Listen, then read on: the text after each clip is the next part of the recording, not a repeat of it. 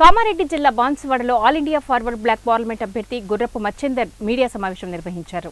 ఈ సందర్భంగా వారు మాట్లాడుతూ గతంలో గెలిచిన అభ్యర్థులు ఈ ప్రాంతానికి ఏమీ చేయలేదన్నారు. తాను గెలిస్తే రైల్వే లైన్తో పాటు పరిశ్రమలు తెప్పిస్తానని అన్నారు. జాతీయ పార్టీలకు చెందిన ముగ్గురు అభ్యర్థులు సరైన వ్యక్తులు కారని, గతంలో గెలిచిన సురేష్ షట్కర్ గత 10 సంవత్సరాలు ఎంపీగా ఉన్న బీబీ పాటిల్ జహీరాబాద్ నియోజకవర్గాన్ని ఎలాంటి అభివృద్ధి చేయలేదని, వారి సొంత ప్రయోజనాల కోసమే పదవులు పొందారని అన్నారు.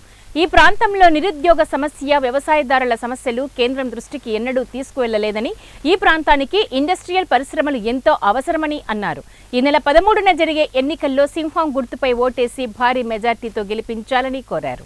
ఏనాడు కూడా గెలిచి వాళ్ళు ఇంకింత ఆస్తులు సంపాదించుకోవడం మీద దృష్టి ఉంది తప్ప ప్రజలకు సేవ చేయాలన్న కాంక్ష 1% కూడా లేకపోవడం వలన ఎలాంటి అభివృద్ధి మన ప్రాంతానికి జరగడం లేదు.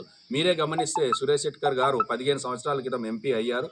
ఎంపీ అయినప్పుడు 1-2 అరకొర పనులు తప్ప ఈ ప్రాంతాన్ని ఏ విధంగానూ అభివృద్ధి చేయలేకపోయారు.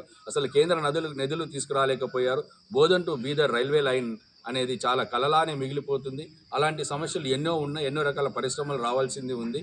ఈ ప్రాంతానికి ఏది దక్కడం లేదు. అంతేకాకుండా బీబీ పాటిల్ గారు 10 సంవత్సరాలు ఎంపీగా ఉండి ఆయన పెర్ఫార్మెన్స్ ఎలా ఉందంటే అట్టడుగున స్థాయిలో ఉంటుంది. మిగతా ఎంపీల కంటే ఆయన ఎంతసేపు ఎక్కడెక్కడ జాగాలు కొందామా, ఎక్కడెక్కడ భూములు కొందామా, ఎంతసేపు ఆయన కాంట్రాక్టులు తెచ్చుకుందామా, మహారాష్ట్రలో ఏ విధంగా అలా వ్యాపారాలను